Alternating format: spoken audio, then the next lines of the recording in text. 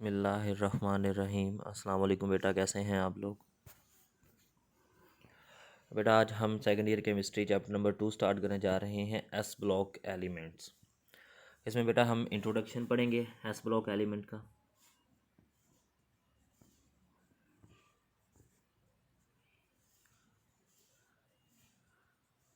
और उसके बाद हम पेकुलियर बिहेवियर बेटा डिस्कस करेंगे लिथियम और बेरिलियम दोनों का, कि ये किस तरह से एक दूसरे से बाकी अपने ग्रुप मेंबर से डिफरेंट बिहेवियर शो करते हैं।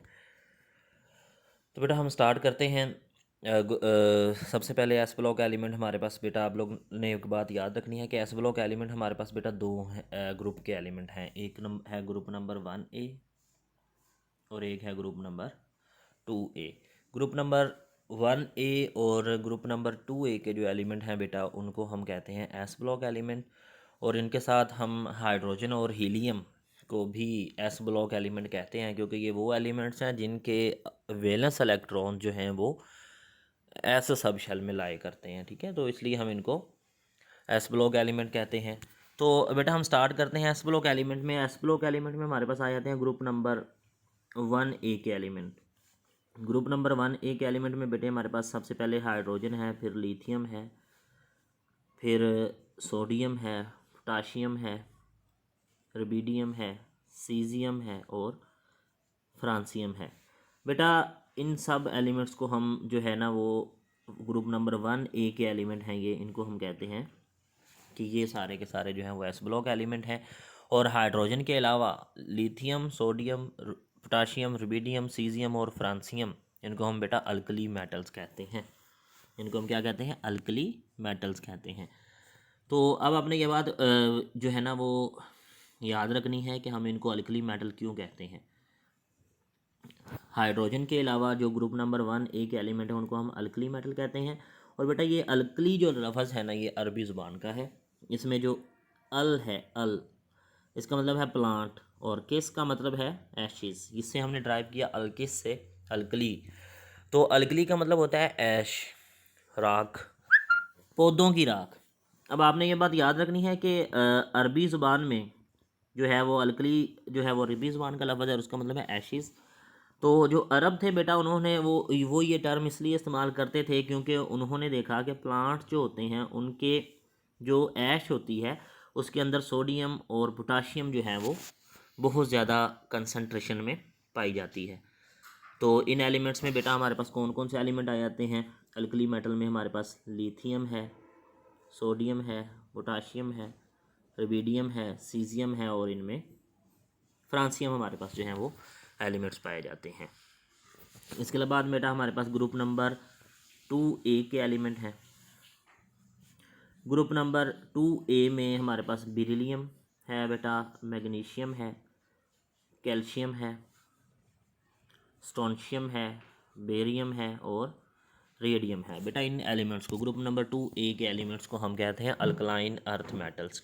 Alkaline earth metals, alkaline earth metals इनको इसलिए कहा जाता है क्योंकि ये अर्थ क्रस्ट का जो है बेटा वो में पाए जाते हैं। अर्थ क्रस्ट के अंदर पाए जाते हैं अपने कार्बोनेट्स और सिलिकेट्स की फॉर्म में। ये अर्थ क्रस्ट में वाइडली डिस्ट्रीब्यूट होते हैं। ये अर्थ क्रस्ट के अंदर वाइडली डिस्ट्रीब्यूट होते हैं ये अर्थ क्रस्ट के अंदर, सिलिकेट्स की फॉर्म में और कार्बोनेट्स की फॉर्म में।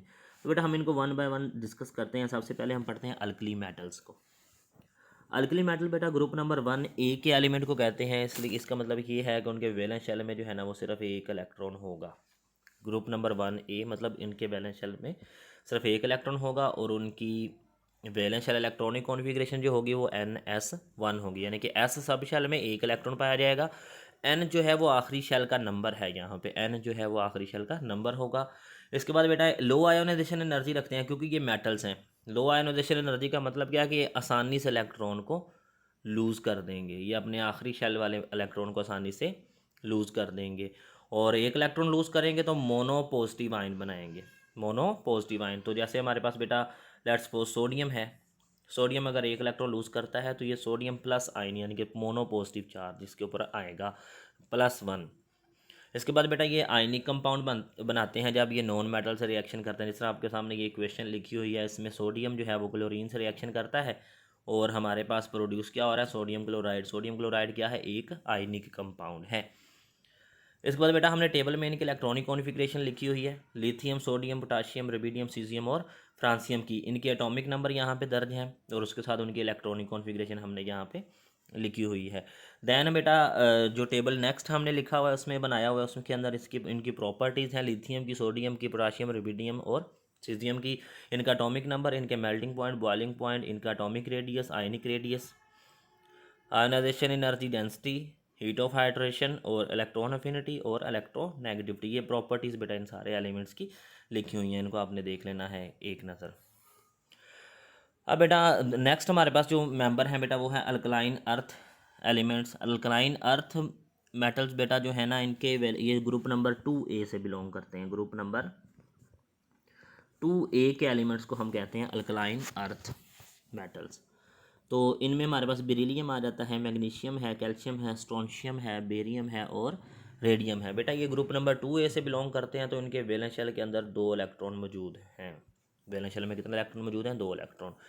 और ये बेटा चूँकि मेटल्स हैं इसलिए अपने दोनों के दोनों इलेक्ट्रॉन को आसानी से लूज़ कर देते हैं। अगर 2 इलेक्ट्रॉन लूज़ करेंगे तो उनके ऊपर +2 चार्ज आएगा, इसलिए हम कहते हैं ये डाई पॉजिटिव आयन बनाते हैं, M+2 की फॉर्म में ये आयन बनाएंगे और इनकी आयनाइजेशन एनर्जी की वैल्यू भी कम होती है। तो जब ये 2 इलेक्ट्रॉन लूज़ करते हैं तो इनके ऊपर चार्ज कितना आता है, +2। तो ये भी बेटा आयनिक कंपाउंड बनाते हैं अल्कली मेटल की तरह। जब ये किसी नॉन मेटल से रिएक्शन करते हैं तो ये भी आयनिक कंपाउंड ही बनाते हैं।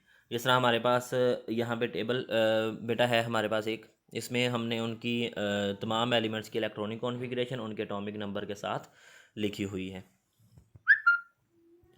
नेक्स्ट बेटा हमारे पास वही इसी तरह ही एक टेबल है जिसमें हमने फिजिकल प्रॉपर्टीज़ इन तमाम एलिमेंट्स की जो है ना वो डिस्कस की हुई हैं। Atomic number, melting point, boiling point, atomic radius, ionic radius, density लिखी हुई है, हीट ऑफ हाइड्रेशन लिखी हुई है हर एलिमेंट की, इलेक्ट्रॉन अफिनिटी लिखी हुई है, आयनाइजेशन एनर्जी और इलेक्ट्रोनेगेटिविटी की वैल्यू भी हमने पुट की हुई है। इसके बाद बेटा अक्रंस है, कहाँ कहाँ पाए जाते हैं। तो अक्रंस में हम सबसे पहले पढ़ते हैं अल्कली मेटल्स की अक्रंस क्या है, कि ये नेचर में कहाँ कहाँ पाए जाते हैं। अब बेटा हम जानते हैं कि ये मेटल्स हैं हाईली रिएक्टिव हैं। हाई रिएक्टिविटी होने की वजह से ये हमेशा हमें कंबाइंड स्टेट में मिलती हैं, यानी कि ये हमें अकेली ही नहीं मिलती बल्कि अपने कंपाउंड्स की फॉर्म में हमेशा हमें मिलती हैं। तो सबसे पहले हमारे पास सोडियम और पोटाशियम है। बेटा सोडियम और पोटाशियम जो है ना ये बहुत ज़्यादा अबंडेंट अल्कली मेटल्स हैं और ये 2.4% जो है वो अर्थ क्रस्ट का हिस्सा है। इसके बाद बेटा लिथियम जो है ना, लिथियम के डिपॉजिट की फॉर्म में ये हमें कॉम्प्लेक्स मिनरल्स की फॉर्म में मिलती है। ठीक है, ये अर्थ क्रस्ट में हमें कॉम्प्लेक्स मिनरल्स की फॉर्म में मिलती है। इसके बाद बेटा रुबिडियम और सीजियम जो है ना वो पोटाशियम सॉल्ट डिपॉजिट की फॉर्म में हमें जो है ना वो पोटाशियम के साथ मिले हुए सॉल्ट की फॉर्म में मिलते हैं। फ्रांसियम की अगर हम बात करें तो ये नेचर में नहीं पाई जाती। क्यों? क्योंकि ये जो है ना वो लेस अनस्टेबल है। अनस्टेबल किस लिए? क्योंकि ये बेटा जो है वो रेडियो एक्टिव है और रेडियो एक्टिव है। तो इसका जो लॉन्गेस्ट लिव्ड आइसोटोप है बेटा वो 22 मिनट्स जो है ना वो उसका हाफ लाइफ टाइम होगा। इसके बाद बेटा हमारे पास अल्कलाइन अर्थ मेटल्स की अकरेंस है कि ये कहाँ कहाँ पाए जाते हैं। ग्रुप नंबर 2A के जो मेंबर हैं ये भी बेटा बहुत ज़्यादा रिएक्टिव हैं। ये भी फ्री स्टेट में नेचर में हमें नहीं मिलते, ये भी अपने कंपाउंड्स की फॉर्म में हमें मिलते हैं। तो इनके जो कंपाउंड्स हैं बेटा उनको हम कहते हैं कि ये मिनरल्स की फॉर्म में मिलते हैं। और इनकी जो मिनरल्स हैं बेटा वो हर एलिमेंट की जो है हम यहाँ पे टेबल में डिस्कस करने जा रहे हैं। आपने इनके नाम या और फार्मूलाज याद कर लेने हैं। तो सबसे पहले बेटा हम अल्कली मेटल्स की मिनरल्स की बात करें तो अल्कली मेटल की जो मिनरल हैं बेटा उनमें लिथियम की मिनरल हमारे पास है स्पोडियोमीन। इसका फार्मूला क्या होता है? LiAlSiO 3 2 times. ये अपने फार्मूला और नाम याद कर लेना। नेक्स्ट अगर हम बात करते हैं दूसरे एलिमेंट की वो है सोडियम। सोडियम की अगर हम बात करें तो सोडियम रॉक सॉल्ट में पाई जाती है, यानी हैलाइड की फॉर्म में उसकी मिनरल है, उसका नाम फार्मूला है NaCl। इसके बाद ये पाई जाती है चाइल्ड सॉल्ट पीटर की फॉर्म में और NaNO3 इसका फार्मूला होगा। देन ये बेटा ये पाई जाती है नेट्रॉन की फॉर्म में सोडियम, इसका फार्मूला है Na2CO3.H2O। नेक्स्ट बेटा इसकी जो मिनरल है वो है ट्रोना। ट्रोना का फार्मूला होता है Na2CO3.2NaHCO3.2H2O। नेक्स्ट बेटा सोडियम पाई जाती है बोरेक्स की फॉर्म में Na2B4O7.10H2O। ये इसका फार्मूला हो गया। नेक्स्ट बेटा पोटाशियम है। पोटाशियम जो है बेटा उसकी मिनरल्स के नाम हैं कार्नालाइट, इसका फार्मूला होता है KCl(MgCl2.6H2O). इसके बाद दूसरा जो बेटा इसकी मिनरल होगी पोटाशियम की, उसका फार्मूला होगा सिल्वाइट। सिल्वाइट का जो है ये इसकी मिनरल का नाम है और इसका फार्मूला होगा KCl। इसके बाद बेटा ये एलम स्टोन की फॉर्म में भी पाई जाती है, एलुमिनियम के साथ K2SO4.Al2SO4 3 टाइम्स.4AlOH थ्राइस 3 टाइम्स। तो ये बेटा मिनरल्स आ गई हमारे पास अल्कली मेटल्स की। तो आपने बेटा इन मिनरल्स के नाम और इनके फार्मूलाज जो है ना वो MCQ पॉइंट ऑफ व्यू से याद रखने हैं। इन मिनरल्स के नाम और इनके फार्मूलाज आपने MCQ पॉइंट ऑफ व्यू से याद रखने हैं। अब बेटा हम बात करते हैं अल्कलाइन अर्थ मेटल्स की। अल्कलाइन अर्थ मेटल्स में बेटा हमारे पास बेरिलियम है, मैग्नीशियम है, कैल्शियम है, स्ट्रोंशियम है, बेरियम है और रेडियम है। तो ये वो एलिमेंट्स हैं जो अल्कलाइन अर्थ मेटल्स कहलाते हैं। और इनमें बेटा इनकी अबंडेंस में अगर हम बात करें तो मैग्नीशियम और कैल्शियम जो है ना वो अर्थ क्रस्ट में बहुत ज़्यादा अबंडेंट है। ठीक है, वो कहता है आउटर पोर्शन जो है ना अर्थ का वो ओरिजिनली जो है वो in the form of silicates and alumino silicates की फॉर्म में है अल्कलाइन अर्थ मेटल्स की। मैग्नीशियम और कैल्शियम जो है वो सोडियम और पोटाशियम के साथ भी हमें यहाँ पे जो है वो मिल रहे थे कि मैग्नीशियम जो थी वो यहाँ पे पोटाशियम के लेयर के अंदर भी मौजूद है और इसी तरह ये सोडियम के मिनरल्स के अंदर भी मौजूद होती हैं। मैग्नीशियम के हैलाइड्स जो हैं वो समंदरी पानी में पाए जाते हैं। इस तरह मैग्नीशियम जो है वो क्लोरोफिल के इंसेंशियल जो है वो कंस्टिट्यूएंट है। कैल्शियम फॉस्फेट और कैल्शियम फ्लोराइड बेटा जो है ना वो मिनरल्स में पाए जाते हैं। कैल्शियम की जो अगर हम बात करें, इस तरह कैल्शियम जो है वो लिविंग ऑर्गेनिज्म का मेन कंस्टिट्यूएंट होता है। स्केलेटल मटेरियल होता है बोन्स का, टीथ का और सी शेल्स का और एग शेल्स का। रेडियम जो है बेटा वो रेयर एलिमेंट है। वो कहता है कि it is of great interest because of its radio active nature, कि ये रेडियो एक्टिव होता है नेचर में, इसलिए ये लेस जो अर्थ क्रस्ट में रेयर है, ना होने के बराबर है। इसके बाद बेटा हमने डिस्कस किया था ग्रुप नंबर 1A के एलिमेंट को। ग्रुप नंबर 1A के एलिमेंट्स के अंदर बेटा हम जिनकी बात कर रहे हैं उनमें आ जाता है हाइड्रोजन। हाइड्रोजन के बाद हम स्टडी करते हैं लिथियम को, सोडियम को, पोटाशियम को, रुबिडियम को, सीजियम को और फ्रांसियम को। तो हाइड्रोजन इनमें अलग बिहेवियर शो करती है। ये हमने चैप्टर नंबर 1 में पढ़ा था कि इसको हमने सिर्फ इलेक्ट्रॉनिक कॉन्फ़िगरेशन की बुनियाद पे ही ग्रुप नंबर 1A में रखा हुआ है। लेकिन ये जो सारे एलिमेंट हैं लिथियम से सोडियम, पोटाशियम, रुबिडियम और उसके बाद सीजियम और फ्रांसियम, ये सारे एक जैसी खसूसियात रखते हैं। लेकिन इनमें जो पहला एलिमेंट है हर ग्रुप के अंदर बेटा जो है ना वो पहला मेंबर अपने बाकी तमाम मेंबर की निस्बत थोड़ी सी प्रॉपर्टीज़ में जो है वो एनोमलस बिहेवियर शो करता है। पेकुलियर बिहेवियर का मतलब होता है अनोखा रवैया शो करता है। तो लिथियम अपने तमाम एलिमेंट की निस्बत अलग बिहेवियर शो करता है। तो ये किस तरह से अपने तमाम एलिमेंट से अलग है वो हम पढ़ने जा रहे हैं। आपने बेटा इस टॉपिक को लॉन्ग क्वेश्चन के तौर पर तैयार करना है कि पेकुलियर बिहेवियर ऑफ लिथियम, ये आपके पास क्या है, लॉन्ग क्वेश्चन है। आपने इसको लॉन्ग क्वेश्चन के तौर पर प्रिपेयर करना है। अब सबसे पहली बात तो हम ये करने जा रहे हैं कि पेकुलियर बिहेवियर शो क्यों करता है लिथियम। तो उसकी बेटा कुछ वजह है। पहली वजह क्या है कि ये एटॉमिक रेडियस लिथियम का जो है ना वो बहुत स्मॉल होता है अपने तमाम एलिमेंट्स की निस्बत।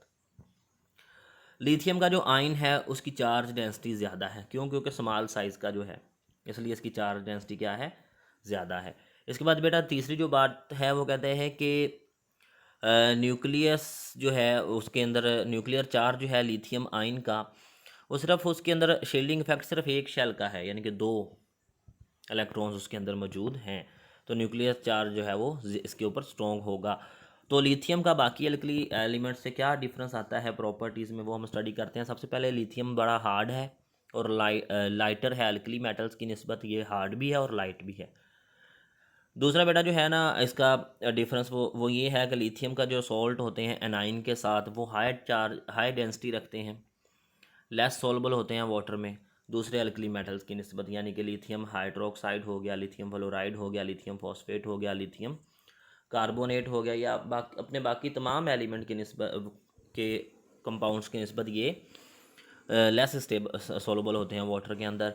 इसके बाद बेटा लिथियम जो है ना वो स्टेबल कॉम्प्लेक्स कंपाउंड बनाता है। हालांकि कॉम्प्लेक्स कंपाउंड बनाना अल्कली मेटल की प्रॉपर्टी नहीं है, लेकिन लिथियम वाहद एलिमेंट है जो कि कॉम्प्लेक्स कंपाउंड बना रहा होता है। इसके बाद बेटा जितने भी अल्कली मेटल्स हैं वो वायलेंटली रिएक्शन करते हैं वाटर के साथ, यानी कि अल्कली मेटल को हम कैरोसिन ऑयल में पुट करते हैं ताकि वो मॉइस्चर ना मिले उसको, वाटर ना मिले, क्योंकि वाटर से उनका रिएक्शन या बड़ा विगोरस रिएक्शन होता है। लेकिन लिथियम जो है ना बेटा वो बड़ा स्लो रिएक्शन करता है वाटर के साथ, और लिथियम हाइड्रोक्साइड गैस बनती है, लिथियम हाइड्रोक्साइड बनता है और साथ में हाइड्रोजन गैस रिलीज़ करता है। इसके बाद बेटा वो कहता है कि lithium salts of large polarisable anions are less stable than those of other alkali metal, कि अल्कली मेटल की नेचर के ये ख़िलाफ़ है कि बाइकार्बोनेट, ट्राई आयोडाइड और हाइड्रोजन सल्फाइड जो है ना वो इसके स्टे नहीं करते रूम टेम्परेचर पे। अगर लिथियम के हम सल्फाइड बनाएं, हाइड्रोजन सल्फाइड बनाएं, लिथियम के आयोडाइड बनाएं, लिथियम के बाइकार्बोनेट बनाएं, तो ये कंपाउंड जो हैं वो एग्जिस्ट नहीं करते। लेकिन बाकी जो अल्कली मेटल्स हैं उनके कार्बोनेट भी एग्जिस्ट करते हैं, उनके हाइड्रोजन सल्फाइड भी एग्जिस्ट करते हैं और उनके आयोडाइड भी एग्जिस्ट करते हैं।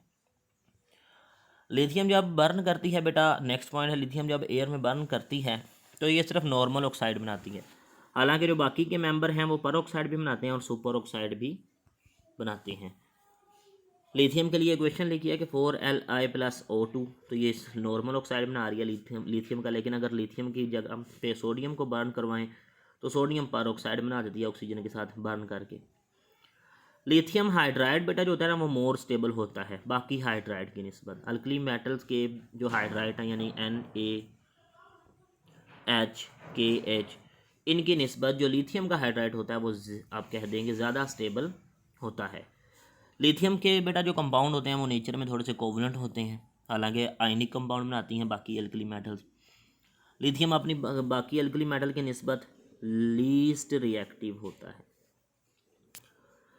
जब हम बेटा पास करते हैं एसिटाइलिन को, जिसको हम इथाइन भी कहते हैं, हमने ये एसिडिक नेचर ऑफ अल्काइन में पढ़ा था ये रिएक्शन, तो बेटा एसिटिलाइड बना देती हैं।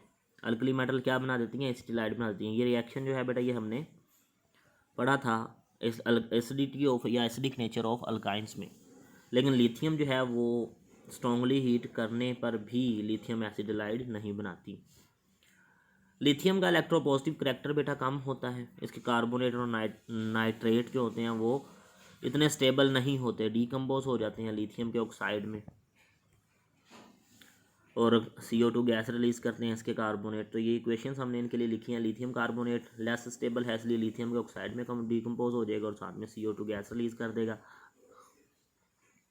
लिथियम का नाइट्रेट जो है बेटा वो लिथियम ऑक्साइड में कन्वर्ट होगा और साथ में NO2 गैस रिलीज़ करेगा। लेकिन अगर बाकी अल्कली मेटल की बात करें तो उनके जैसे सोडियम है, सोडियम नाइट्रेट को अगर हम हीट करते हैं तो बेटा ये सोडियम नाइट्राइट बना देगा, साथ में ऑक्सीजन गैस रिलीज़ करता है। तो यहाँ पे इक्वेशन का फ़र्क आ गया। लिथियम का जो बेटा हाइड्रो ऑक्साइड होता है वो रेड हॉट हीट करने से लिथियम के ऑक्साइड में जो है वो कन्वर्ट हो जाता है, लेकिन अदर अल्कली मेटल जो है ना वो इस तरह का बिहेवियर शो नहीं करती। लिथियम बेटा नाइट्रोजन से रिएक्शन करके नाइट्राइड बनाता है, बाकी अल्कली मेटल ऐसा रिएक्शन नहीं करती। लिथियम जो है बेटा वो उसका क्लोराइड जो है वो उसका एक्सोथर्मिक हीट ऑफ सॉल्यूशन होती है, लेकिन सोडियम और पोटाशियम के जो क्लोराइड होते हैं उनकी हीट ऑफ सॉल्यूशन जो होती है वो एंडोथर्मिक होती है। लिथियम कार्बाइड जो है बेटा वो लिथियम वो कहते हैं कि वाहद अल्कली मेटल है जो कार्बाइड बना रही है डायरेक्ट रिएक्शन से, बाकी अल्कली मेटल ये काम नहीं करती। तो बेटा ये लिथियम और मैग्नीशियम की अगर हम प्रॉपर्टीज़ का कंपैरिजन करें तो उसको हम कहते हैं डायगोनल रिलेशनशिप। डायगोनल रिलेशनशिप होता है कि एक ग्रुप का जो पहला मेंबर है वो दूसरे ग्रुप के दूसरे मेंबर से अपनी प्रॉपर्टीज़ का शो कर रहा हो, जैसी प्रॉपर्टी शो कर रहा होता है। जिस तरह यहाँ पे हमने एरो से बताया कि लिथियम की प्रॉपर्टीज़ मैग्नीशियम के जैसी हैं, बेरिलियम की प्रॉपर्टीज़ एल्यूमिनियम के जैसी हैं और बोरॉन की प्रॉपर्टीज़ सिलिकॉन के जैसी हैं। तो इसको हम कहते हैं डायगोनल रिलेशनशिप, कि हर ग्रुप का पहला मेंबर ये काम करता है।